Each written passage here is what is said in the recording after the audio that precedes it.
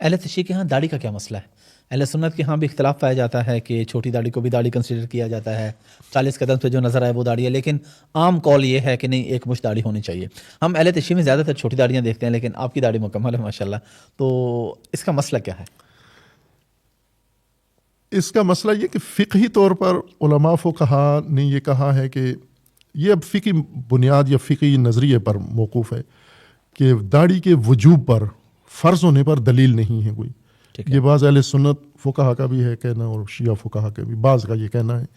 کہ داڑھی کے واجب ہونے، ہم واجب کہتے ہیں آپ فرض کہتے ہیں، کہ اس کے فرض ہونے پر کوئی دلیل نہیں ہے۔ اور دوسری طرف سے کہتے ہیں لیکن سنت ہے یہ، چونکہ حضور کی داڑھی تھی، ریش تھی، اور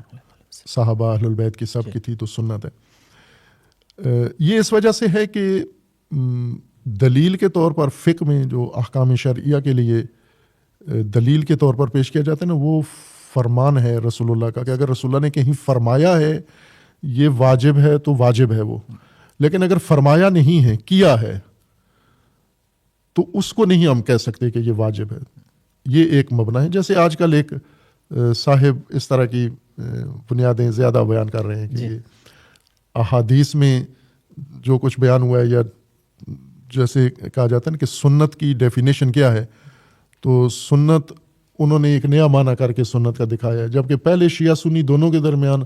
متفق علیہ یہ نظریہ تھا کہ سنت کہتے ہیں نبی کے فرمان کو، نبی کے فعل کو، اور نبی کی خاموشی کو، کہ اگر کوئی اور فعل کر رہا ہے اور وہ دیکھ رہے ہیں اور خاموش رہے ہیں تو یہ بھی سنت ہے۔ یہ جو انہوں نے تائید کی ہے خاموش رہ کر، یہ خاموش تائید بھی سنت ہے، یہ اس کو تقریر کہتے ہیں۔ تو انہوں نے آ کر کہا کہ نہیں یہ سنت نہیں ہے۔ اب جو لوگ اس تین چیزوں کو سنت مانتے ہیں، کہ جو نبی نے کیا ہے، جو نبی نے فرمایا ہے، اور جو نبی نے تائید کی ہے جس عمل کی، تو اگر ان تینوں کو سنت کہتے ہیں تو رسول اللہ صلی اللہ علیہ وسلم نے داڑھی رکھی تھی، اور کسی کو جنہوں نے داڑھی رکھی تھی ان سے کسی سے منڈوائی بھی نہیں ہے، اور ایک بھی ہمیں نمونہ اہل البیت پہ بھی نہیں ملتا کہ کسی نے داڑھی منڈوائی ہو یا چھوٹی داڑھی رکھی ہو۔ داڑھی کا معیار یہ ہے کہ عام دیکھنے والا آدمی کہے کہ یہ داڑھی ہے، کوئی معین سائز نہیں ہے کہ کتنی، ایک مٹھ ہونی چاہیے، اس سے کم ہونی چاہیے، زیادہ ہونی چاہیے۔ اب اہل حدیث میں دیکھیں وہ بہت لمبی داڑھی ارسال لحیہ کرتے ہیں، بعض ہیں جو چھوٹی رکھتے ہیں درمیانی، بعض بالکل چھوٹی کر دیتے ہیں۔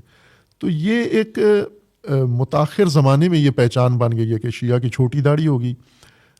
دیوبندی کی درمیانی ہوگی، اور اہل حدیث کی لمبی ہوگی۔ یہ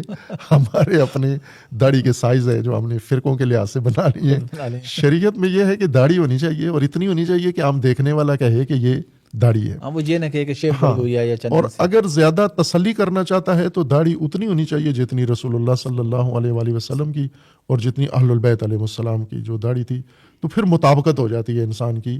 عمل کے ساتھ۔ ابھی چند دن پہلے ایک میں اپنے گفتگو میں لیکچر میں یہ کہا تھا، شاید اسی ہفتے میں ہی کہا تھا، کہ ہم اہل البیت کے پیروکاروں کو دیکھیں، صحابہ کے پیروکار اور اہل البیت کے پیروکاروں کو دیکھیں، تو یہ عملی تصویر نظر نہیں آتے اہل البیت کی۔ میں نے مثال دی، مثلا سکھوں کو دیکھیں، یہ اپنے پیشوا کی عملی تصویر نظر آتے ہیں، شکل بھی ایسی ہوتی ہے، ان کا حلیہ بھی وہی ہوتا ہے، ان کا زندگی کا انداز بھی وہی ہوتا ہے سکھوں کا، یہ اپنے پیشوا کی عملی تصویر ہوتے ہیں۔ مثلا کسی بھی سکھ کو دیکھیں، ساتھ گرو نانک کی تصویر رکھیں تو فرق کرنا مشکل ہو جاتا ہے کہ ان میں پیشوا کون ہے اور پسوا کون ہے، دونوں ایک جیسے لگتے ہیں۔ لیکن صحابہ کے پیروکار دیکھیں اور صحابہ کی تصویر ساتھ رکھیں تو یہ نہیں، ان سے ملتے جلتے نہیں لگتے۔ اور اسی طرح اہل البیت کے پیروکار دیکھیں اور اہل البیت کے شخصیات کو دیکھیں تو ملتے جلتے نہیں ہوتے، چونکہ اہل البیت کی جو سیرت کتب کے اندر بیان کی گئی ہے وہ یہ ہے کہ وہ حلیہ بھی ان کا بہت ہی اعلیٰ حلیہ رسول اللہ صلی اللہ علیہ وآلہ وسلم والا حلیہ تھا، اور ان کا انداز زندگی بھی رسول اللہ صلی اللہ علیہ وآلہ وسلم والا تھا۔ تو اب ان کے پیروکار کا بھی ویسے ہی ہونا چاہیے، حلیہ بھی وہی ہونا چاہیے، اور ان کا انداز زندگی بھی وہی ہونا چاہیے۔ قانون تو یہ ہے، قاعدہ یہ ہے، لیکن انہوں نے اپنے لیے راستے نکال لیے ہیں، فقہا نے مدد کی ہے ان کی، کہ یہ دلیل کوئی نہیں ہے، اس کے اوپر آیت نازل نہیں ہوئی، نص نہیں ہے۔ نص سے بڑی ثبوت ہے کہ رسول اللہ کی سیرت موجود ہے،